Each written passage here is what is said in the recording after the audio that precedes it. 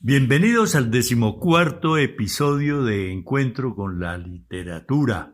Hoy nos acompañan Bernardo Borges, Fernando Ibáñez, Hernando Carrizosa, Paula Borges y quien les habla, Luis Eduardo Vargas Rojas. Como siempre, cada uno trae su tema preparado, pero hoy vamos a hacer énfasis en literatura. Vamos a hablar del último libro de Juan Gabriel Vázquez y vamos a conmemorar el cumpleaños de José Saramago y leeremos algunos fragmentos de esos autores ya nombrados. Bienvenido, Bernardo.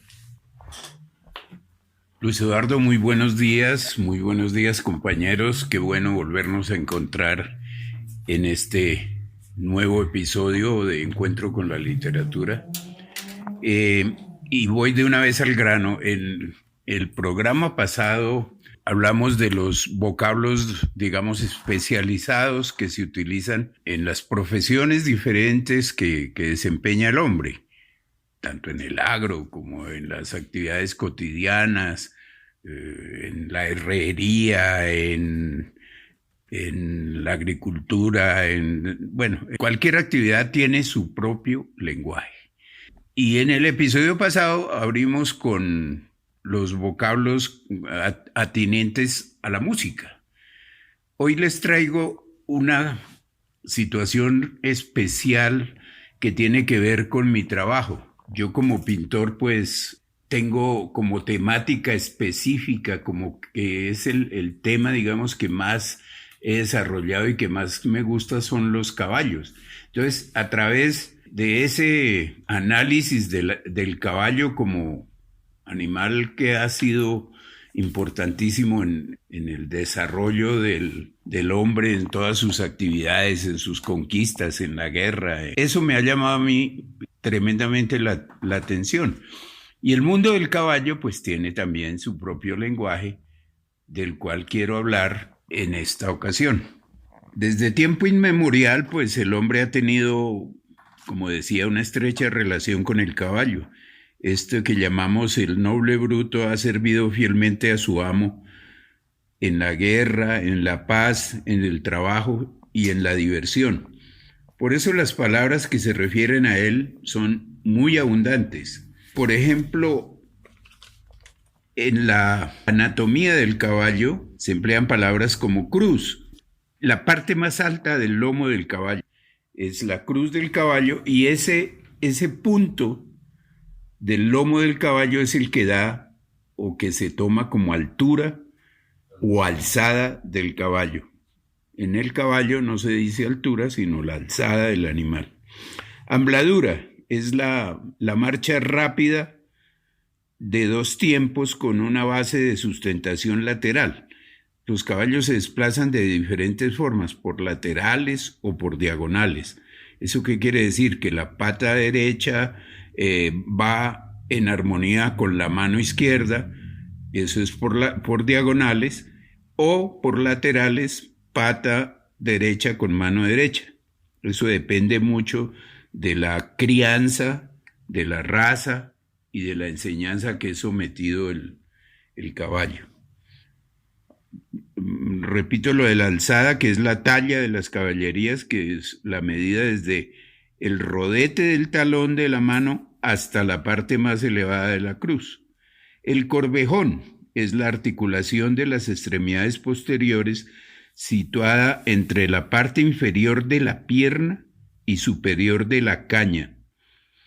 Frontino se dice al caballo que es manchado en la frente, el que casi todos los caballos tienen una estrella en la frente. Ese caballo se llama frontino. Caña es la región de las extremidades del caballo, entre la rodilla o el corvejón y el menudillo. Ya veremos el significado de estas palabras. Alazán, que muchos desconocen los colores de los caballos, dicen un caballo amarillo, un caballo naranja. Pues tienen sus propios nombres, eso se llama la capa del caballo, o sea, el pelaje del caballo. Entonces alazán es el caballo de color canela, que tiene también su gama. Hay alazán muy oscuros y hay alazanes mucho más claros también. Es un pelaje rojizo con variaciones de claro, oscuro, tostado, etc.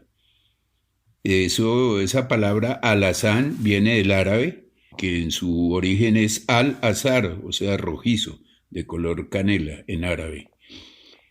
Crinera, borde del caballo que va desde la nuca hasta la región de la cruz y es donde nacen las crines del caballo. Aquí en Colombia, de acuerdo al estilo de la ambladura o del caminar del caballo, se entrenan o se distinguen varias maneras: trote, galope, trocha y el paso fino colombiano. Almohaza, instrumento dentado para limpiar la piel de las caballerías. Chaflán, ternilla o región nasal entre la frente y la punta de la nariz. Percherón, raza de caballos que por su fuerza y corpulencia es adecuada para arrastrar grandes pesos. Del francés percheron, que es natural de Perche, antigua provincia de Francia. Trote, andadura natural alta y rápida en dos tiempos, con base de sustentación diagonal. Ahí aparece otra vez la manera de caminar o de correr del caballo, por diagonales o por laterales, moviendo a un tiempo pata y mano contrapuestas. Muermo, cierta enfermedad contagiosa y virulenta que padecen las caballerías. Grupa, es el anca del caballo, la parte posterior y superior de la caballería. Cerneja, mechón de pelo que tienen los caballos en la cara posterior del menudillo. Proviene del latín cernere, que es separar. Barberisco, natural de Barbería, raza de caballos procedente del norte de África. Nuestros caballos de paso fino colombiano son mezcla de caballos árabes con caballos pura sangre, es decir, es una evolución genética. Y aquí se juega mucho con eso, con lograr unos desarrollos genéticos diferentes a otras razas y en otros países. En Estados Unidos es lo mismo, hay que cuarto de milla, que Appaloosa, diferentes desarrollos de razas del caballo, mezclas de otros caballos árabes, ingleses, etc.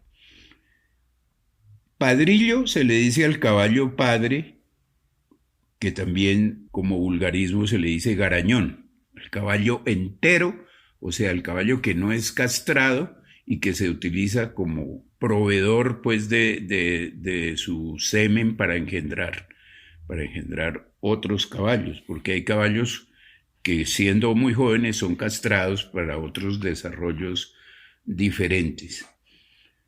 Overo se dice de las caballerías de color amarillo rojizo como la yema de huevo. Piafar es golpear el caballo con los cascos, alzar el caballo una u otra mano y dejarla caer con fuerza y rapidez, con lo que produce un ruido sordo procedente del francés piaffer, que es de origen onomatopéyico. Encabritarse, empinarse del caballo, afirmarse sobre las patas, levantando las manos. Viene de cabrito. Y así, pues esto es muy extenso, este tema, pero por hoy, pues vamos a dejarlo hasta aquí y tal vez en el próximo episodio hablaremos de las diferentes capas o colores de los caballos, de su entrenamiento y también de sus alzadas, provenientes de sus razas.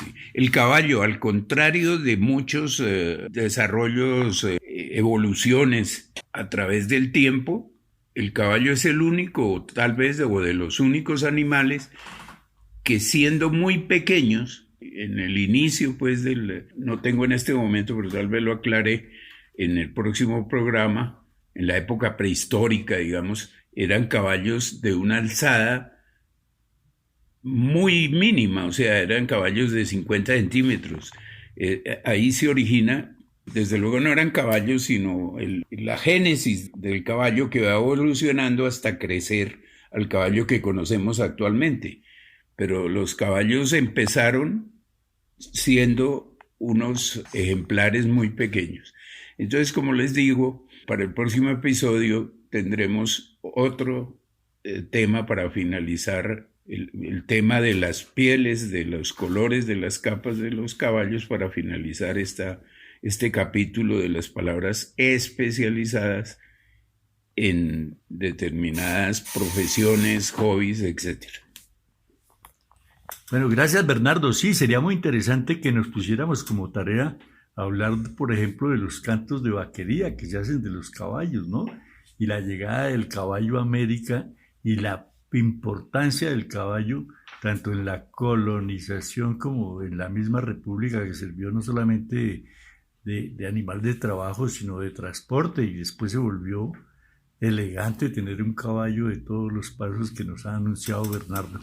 Pero hoy continuamos con Fernando Ibáñez y su siempre emocionante historia del teatro. Muy buenos días para todos. Muchas gracias, Luis Eduardo. Y a los compañeros de la mesa de trabajo, un saludo especial.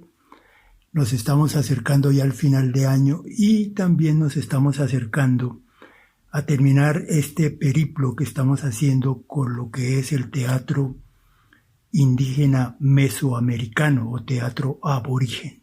En el programa anterior hacíamos un análisis de una obra teatral llamada La y sus 400 hijos. Me faltó hacer una breve reseña acerca de la estructura dramática que tiene la obra. Muy corto, me voy a referir a una escena, ya obviamente trasladada a un lenguaje mucho más elaborado, de esta obra. La escena primera se llama La pluma del cielo y dice de la siguiente manera: soy La, y mi lugar es este, llamado Fedellín, Fedellín de las serpientes. Tengo 400 hijos, todos queridos, todos lejos. Ellos son todo y están en mi recuerdo. Hombre no tengo, murió, murió. La pluma, bajando del cielo. Vengo bajando del cielo, del techo del cielo. Una pluma fina, de lindos colores, yo la tomaré. La pluma, vengo bajando. Tomando la pluma, es linda, suave, de muchos colores. La guardaré aquí, la guardaré en mi seno. La pluma, desde el seno de ya bajé, ya estoy aquí. Tomando la escoba de palma, ahora tengo que barrer. Puedo ser que lleguen mis 400 hijos. Otra escena nos habla de quién lo hizo. Recuerden que en el argumento planteábamos que fue engendrada por una nube de plumas que llega y la embaraza. Sus 400 hijos se enfurecen. En la escena segunda hablaremos de este pequeño retablo. Dejaré de barrer, la noche está aquí. No puedo barrer la noche. Deja la escoba de palma. ¿Tengo algo bueno que pensar? Se sienta en el suelo. Sí, tengo. Sacaré de mi seno la pluma del cielo y la acariciaré hasta que vengan, hasta que lleguen mis 400 hijos. Busca la pluma dentro de su seno. No está, no contesta. Cosa rara, cosa rara. Era suave y de colores. Llora. Suave y de colores. De pronto su rostro se ilumina, sus lágrimas se secan. La pluma me ha sembrado un hijo. Lo siento vivir en mí como vivieron antes de nacer mis 400 hijos. Pluma, es verdad, estoy dentro tuyo. Un hijo, lo hizo la pluma.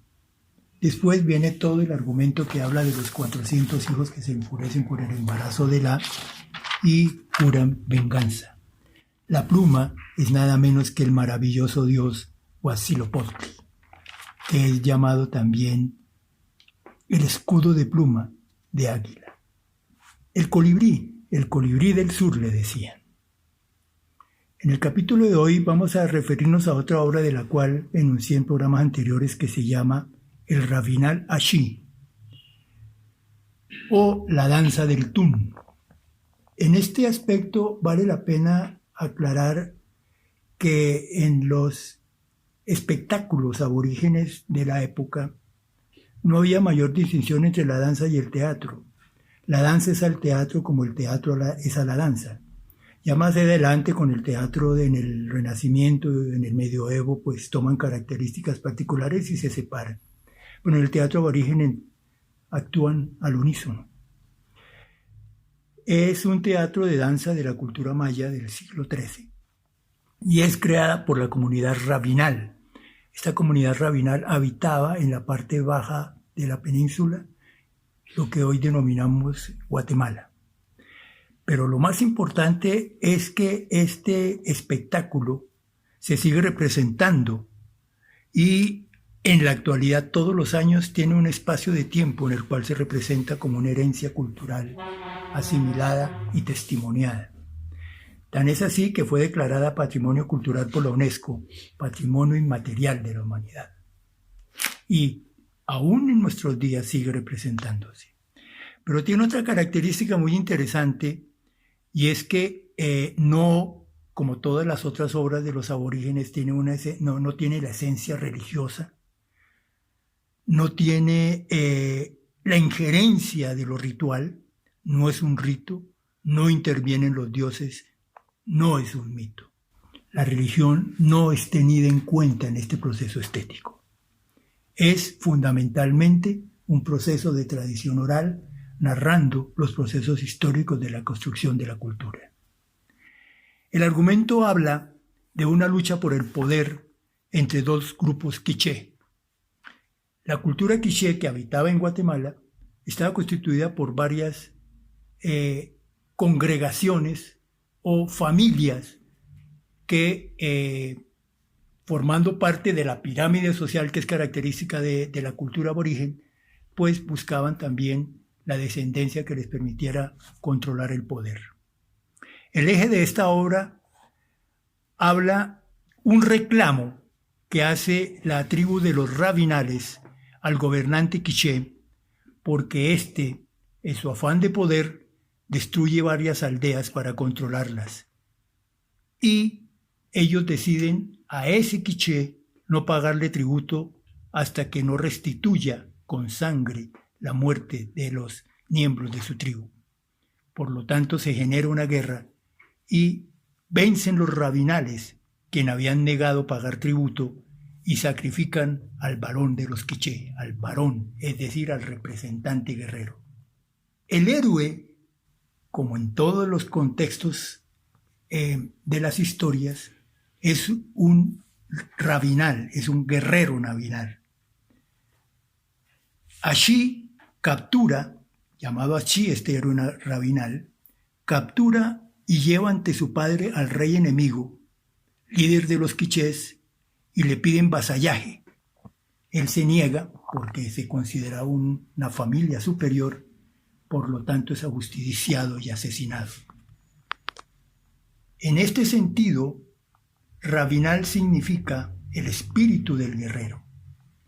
Y la expresión de este conflicto se trabaja en forma danzada, en forma explícita de textos y en movimientos armónicos que narran el cuento o la tradición oral.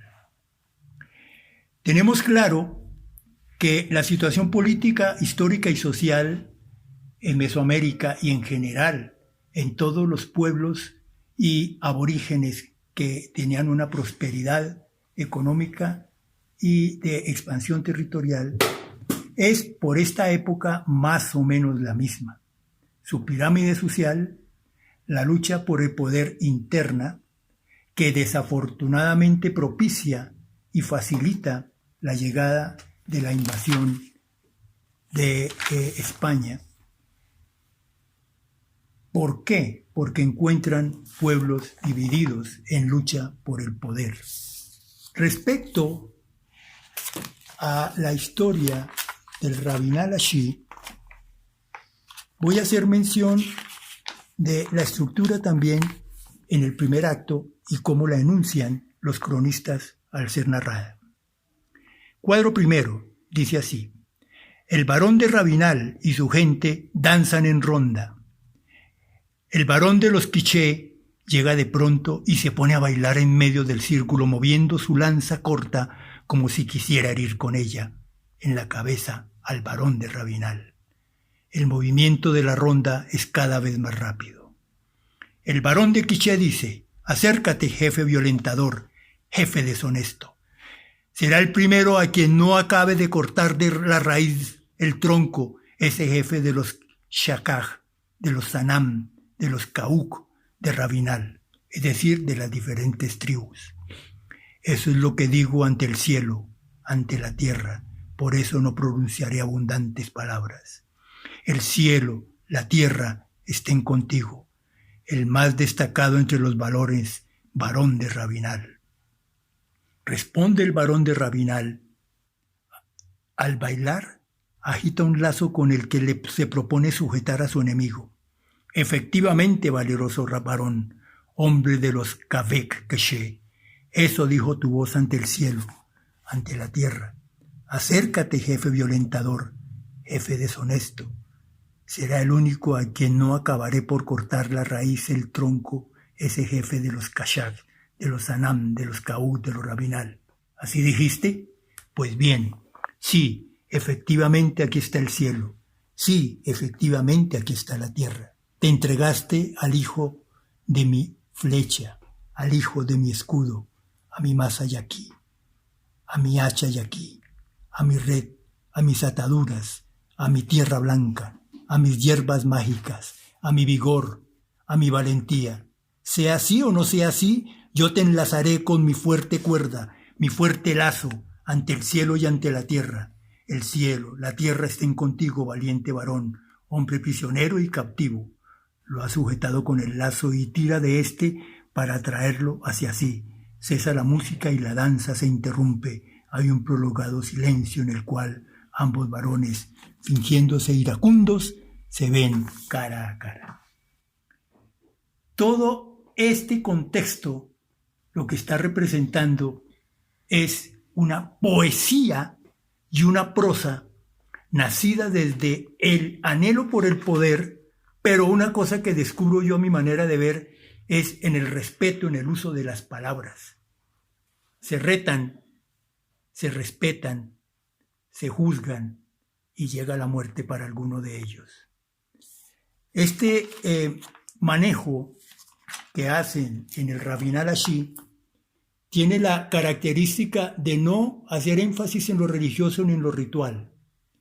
Simplemente hacen del hecho cotidiano, de lo que están viviendo en la lucha por el poder, una narración poética para los tiempos, para la historia, que todavía permanece como una forma de encontrarse a sí mismos y encontrarse en la historia. Muchas gracias. Gracias a usted, Fernando, por esa ya acostumbrada emoción con la que narra la historia del teatro. Pero vamos a presentar otra vez a Hernando Carrizosa, que siempre nos motiva a dialogar en el grupo de trabajo de Encuentro con la Literatura. Bienvenido, Hernando Carrizosa. Gracias, Luis Eduardo. Y muy grato estar nuevamente en el programa, en nuestras reflexiones sobre el arte.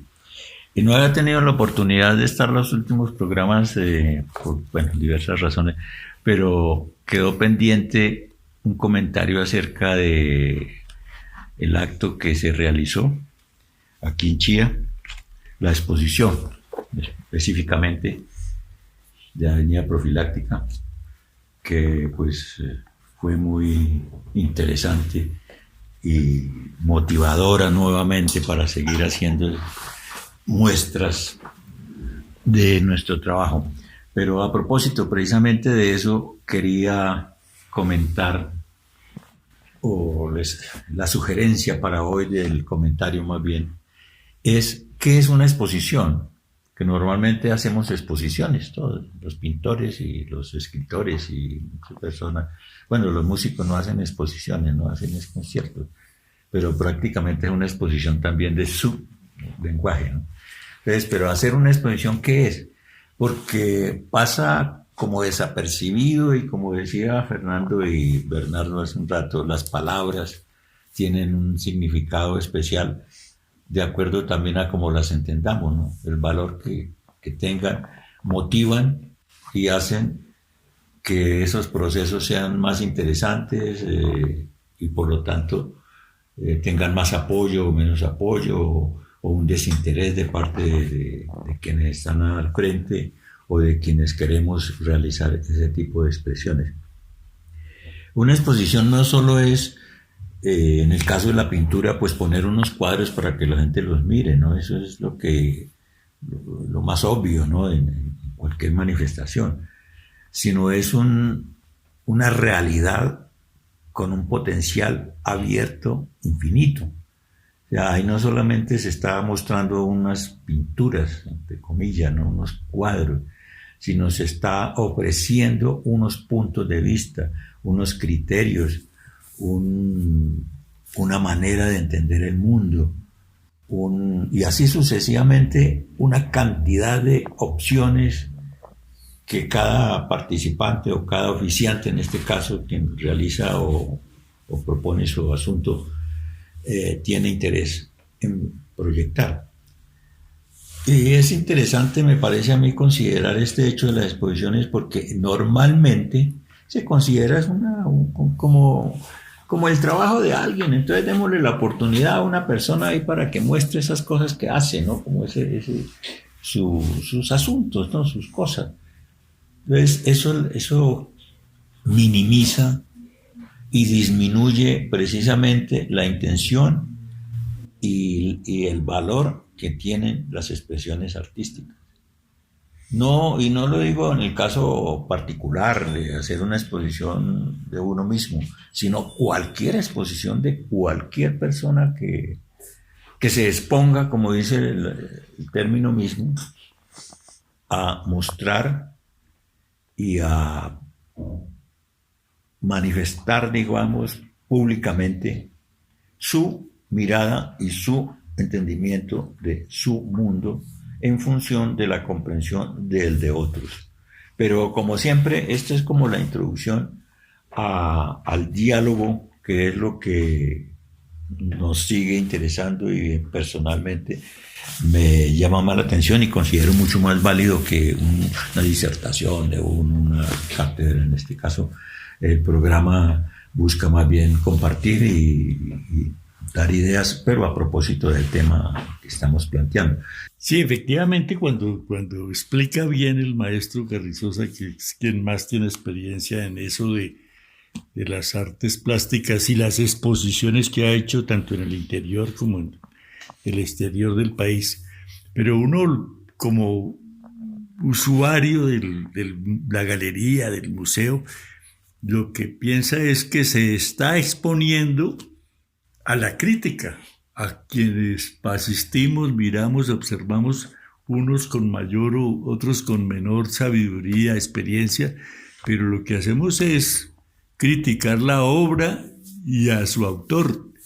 En alguna oportunidad, conversando con Maripaz Gaviria, directora de Árbol, le decía yo que inicialmente la obra era la protagonista, ¿no? Entonces uno miraba la obra y después preguntaba quién hizo esa maravilla, esta belleza. Y entonces le decían ese señor que está allí siendo entrevistado. Después ya comenzó a haber otro cambio y el artista pasó a ser el protagonista. Y después la obra. Entonces uno mira eso como algo que vale la pena preguntar y a lo mejor hasta intervenir al artista para que le comente alguna duda que tenga sobre la obra. Por eso yo pienso que es una exposición que hace la obra y el maestro ante un público que puede ser conocedor o no. Sí, lo que me llama a curiosidad desde mi ángulo, pues de tratar de comprender la etimología de las palabras, es eso que tú estás diciendo, exponerse a la crítica, exponerse a sí mismo, a la consideración de los demás. Y semánticamente, pues es sorprendente cómo las palabras también van migrando, ¿no? Van cambiando de sentido a medida que el hombre va también mutando y evolucionando culturalmente. Porque pues antes exponerse era, por ejemplo, estar en peligro ante algo, está expuesto, o exponerse al sol, que también connota algún peligro. Y la palabra exposición, pues, también connota una riqueza de situaciones porque está intrínsecamente ligada con el arte pictórico. De manera que ese es mi comentario para participar en tu idea, Hernando, de lo que es una exposición. Lo que yo destaco un poco es el concepto de exponer, que es tomar un riesgo. Es tomar el riesgo de contar, de participar de la ceremonia del encuentro. Y recuperamos nuevamente una característica del arte, que es la ritualización del arte, en donde hay un oficiante, y en el caso de la exposición es quien expone, oficia con sus cuadros el mensaje que quiere transmitir, y los que observan son los participantes de esa liturgia, que con su crítica y con su observación le dan sentido a la exposición, y que se plasma claramente en la clausura de la exposición, porque es un acto sacro. Ese acto sacro tiene un oficiante que invita a todos al disfrute y agradece por haber estado en ella. Bueno, no solo en la exposición, digamos, a veces limitamos la palabra al comentario crítico, a la apreciación que tenemos, digamos, del autor, pero hay otra parte, digamos que esto es esencial, pero a mí me parece que la más importante es la obra. En este caso la obra se expone también, no solo el autor el que realizó esa obra, sino la obra es una oferta a una mirada, a una visión, a una interpretación, a un comentario, a un viaje. Se abre, algunos dicen pues que es como una ventana, una obra para ir a otro mundo, ¿no? A ese mundo que le ofrece. Que en ese caso lo realiza un autor, pero realmente lo que importa es lo que está ahí, ¿no? La obra, y a dónde nos lleva es el espectador quien entra y hace su propio mundo a través de esa sugerencia que hace el autor.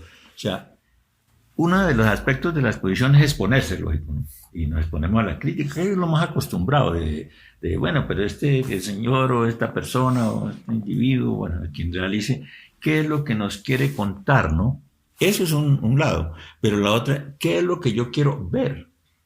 El espectador debería preguntarse, ¿qué es lo que yo quiero ver o qué es lo que yo puedo ver o a mí qué me parece eso? Porque es el otro aspecto que tiene la propuesta creativa, ¿no? Que alguien, su autor, hace la sugerencia, pero el espectador es quien complementa aún más, no solo complementa, a veces amplía y a veces hasta crea un universo nuevo que no estaba ahí, que me parece siempre lo más interesante. O sea, la palabra exposición, que es como temática, no solo se limita a una cosa u otra, sino que a medida que vamos como tratando de comprender o de preguntarnos qué es esto y cómo se puede ver y todo eso, empezamos a ver que eso es un mundo fabuloso, fantástico, ¿no? Me atrevería a decir infinito, porque depende de la imaginación de cada cual, y la imaginación de cada cual es tan amplia como cada cual precisamente trate de hacer su ejercicio. Es mucho mayor. ¿Y para qué eso? Pues para qué el comentario, es para darnos cuenta que hacer una exposición no es un acto gratuito, superficial, de colaboración o de apoyo a una persona, a un individuo que hace esto, que ejerce un oficio, sino que ese es un evento, no es ni siquiera un acto, es un evento que puede ser tan trascendental, tan fabuloso, tan interesante, tan grato como quienes participan, que no solo son los autores, sino los espectadores de ese mismo acontecimiento, ¿no? Sí, a propósito de participación, a mí me encantó que Henry Navarro, el autor del Escudo de Chía, participara, que lo dejara intervenir, interpretar. Hizo una historia del arte con unas ayudas de diapositivas fantásticas y comentó cada una de las obras y cada uno de sus autores para meter a la gente en un contexto artístico, pictórico. Pero después también la participación de los sacerdotes y la sacerdotisa en el último evento de clausura. Entonces dice uno, cada vez hay más posibilidades de participar, de emitir un concepto, de tener como que un delegado del auditorio allá con el artista. Y entonces que exprese a nombre nuestro, ya que no todos podemos ni tenemos las habilidades para expresarnos acerca de esa exposición. Pero Y precisamente eso es lo que se persigue, no es solo pues decir uno, ay, vea, tan interesante este fulano, ¿no? Cómo se inventa cosas, no, es crear hechos reales, concretos, vivenciales, que demuestren con la participación o sea, los que demuestran los hechos son realmente los participantes, ¿no? Por eso a mí me parece tan interesante es divulgar las cosas, no por hacerle la publicidad y volver pues una figura, sino porque es un acto vivencial que yo creo muchísimo que es lo que necesitamos, ¿no? Compartir esas visiones del mundo. Pues sí, semánticamente nuevamente trayendo a colación ese término, pues exponer es sacar afuera. Entonces, en el caso de la pintura, poner fuera del taller del artista su obra, y cuando el artista decide exponer, o sea, sacar su obra a la mirada del público, es porque está mostrando la cosecha el fruto de su trabajo. O sea, es una decisión bien importante del artista que se encierra en su taller, porque la pintura es de las artes solitarias y, digamos, secretas de alguna manera, y cuando el artista decide sacar eso a la luz, es un momento muy importante en la vida del artista y en el transcurrir de su obra, porque de ahí en adelante ya no es su obra, sino que ya pertenece a un dominio, digamos, público. Ya expuso su obra el maestro. Viene un nuevo engendrar lo que viene más adelante, o sea, la nueva exposición de su nuevo concepto, de su nuevo trabajo, de la evolución de su arte. Eso es lo interesante. Cuando ya finaliza una exposición, el maestro es como si dio a luz un hijo y viene otra temática con toda seguridad diferente, otra mirada al arte. Qué interesante el punto de vista, porque cuando termina una exposición empieza la otra, ¿no? Sea porque la anterior no logró, o se piensa que no logró, o porque esa ha motivado otra, ¿no? O sea, es una acción progresiva, ¿no? Hasta eso, o sea, exponer no es solo hacer una muestra de algo, es una concatenación de actividades y de posibilidades que tiene el ser humano para demostrar no solo su pensamiento o su visión, sino escuchar el de otros para enriquecerse y motivar una nueva proyección, ¿no? Sí, yo pienso que el artista, al momento de culminar su exposición y dentro de su fuero interno, nunca está satisfecho. Siempre está pensando en superar lo hecho, porque si estuviera conforme y satisfecho con lo que hizo, pues ¿para qué pintar más, no? Como lo que dicen muchos artistas. Si yo tengo la fotografía de la manzana, ¿para qué pinto la manzana? Entonces, eso es el concepto o el final de esas exposiciones. Pues sí, como ya habíamos comprometido nuestra causa de hablar de José Saramago, que estaba a propósito de cumpleaños hoy, y veo que usted tiene un libro en su mano del mismo maestro y muy relativo con lo que estábamos hablando de su exposición de pintura. ¿Qué quiere, cómo quiere celebrar ese cumpleaños de Saramago? Sí, a propósito del premio Nobel, este libro, Manual de Pintura y Caligrafía, que me pareció muy interesante y lo leeré en vano, pero quisiera sumarme al cumpleaños leyendo un parrafito, el inicial del libro, que me parece además muy a propósito y que nos daría también para un diálogo más amplio. Dice el inicio del libro: seguiré pintando el segundo cuadro, pero sé que no voy a acabarlo nunca.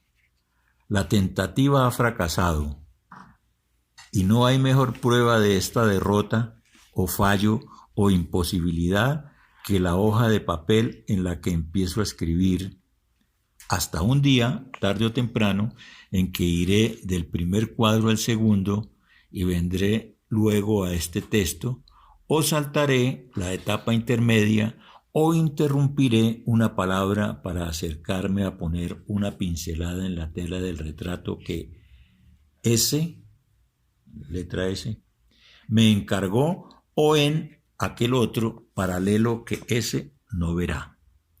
No sabré más en ese día de lo que hoy sé, que ambos retratos son inútiles, pero podré decidir si ha valido la pena dejarme tentar por una forma de expresión que no es la mía, aunque esa misma tentación signifique, en definitiva, que tampoco era mía la forma de expresión que he venido usando tan aplicadamente como si siguiese las reglas fijas de cualquier manual.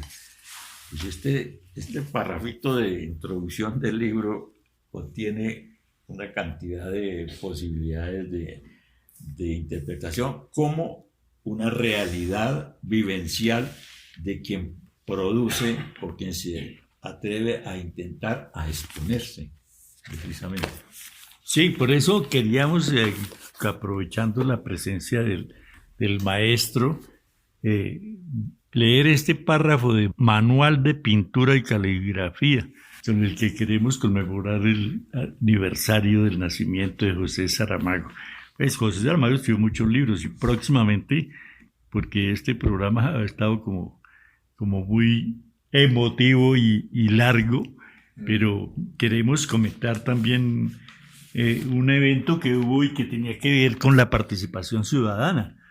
Hubo un evento organizado por la alcaldía de Chía en el Teatro Sea Maíz, en el que fueron invitados los 11 alcaldes de Sabana Centro, 2 ministros, el de Hacienda y la de Educación, y también muchos rectores de las universidades que quedan en la jurisdicción, La Sabana, Cundinamarca, Manuela Beltrán, también la Universidad Minuto de Dios y otras que no recuerdo, pero que hicieron aportes interesantes al titular de la convocatoria, que era una visión compartida. De eso hablábamos, cómo compartió el maestro Hernando Carrizosa el escenario para dejar que otras personas como los sacerdotes que acompañaron la ceremonia de clausura o el mismo autor del Escudo de Chía hablando de la historia del arte. Entonces decía uno, bueno, pero si hay visión compartida, cada uno debiera aportar para crear esa visión, para que la conclusión fuera una redacción en 4 o 5 renglones de esa visión compartida que nos va a orientar hacia el futuro inmediato, el otro mediano más a largo plazo. Pero también teníamos el registro del último libro de Juan Gabriel Vázquez, Volver la vista atrás, que se trata de un libro que inició con una conversación. Dice el editor: en octubre de 2016, el director de cine colombiano Sergio Cabrera asiste en Barcelona a una retrospectiva de sus películas. Es un momento difícil. Su padre, Fausto Cabrera, acaba de morir.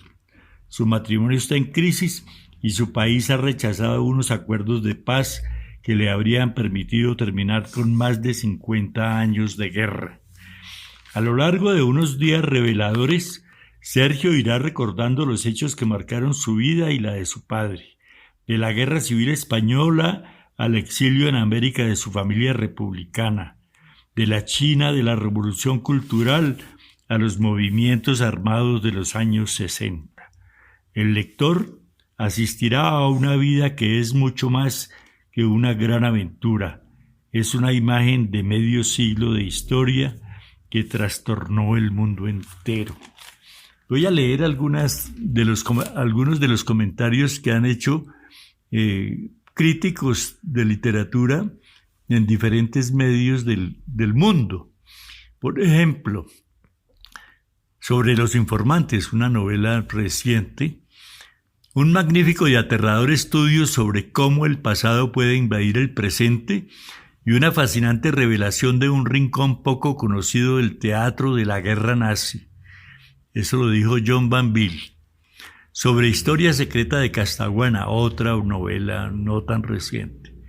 Un libro vivido, contundente, magistral, Alberto Mangel de The Guardian.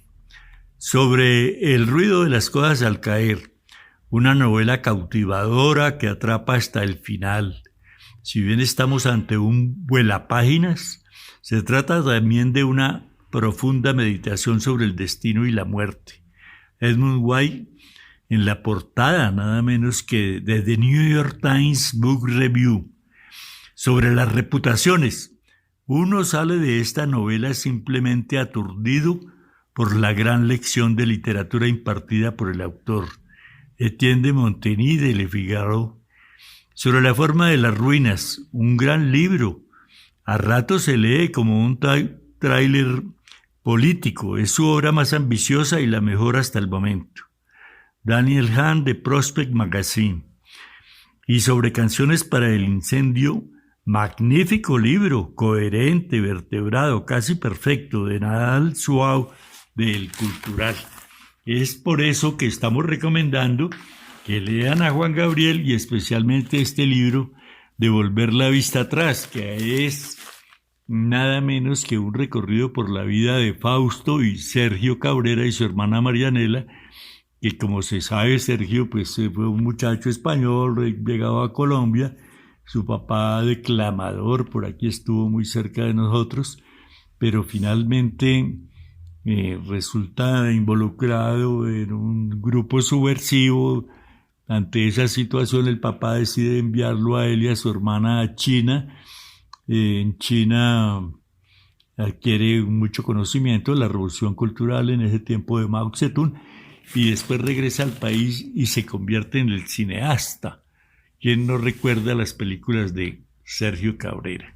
La estrategia del caracol. La estrategia del caracol, que es una forma de demostrar a la sociedad colombiana cómo los pobres tienen que vivir en casas en arrendamiento y finalmente destruyen la casa para devolvérsela pintada, ¿no? Ahí les dejo su hijueputa casa pintada. Entonces, recomendamos leer a Juan Gabriel Vázquez. Tuvimos la oportunidad de asistir al lanzamiento del libro en el Teatro Nacional y a conversar con él. Pero hoy ha estado el programa tan ameno que se nos ha alargado un poco y vamos a dejar material para el 15º episodio.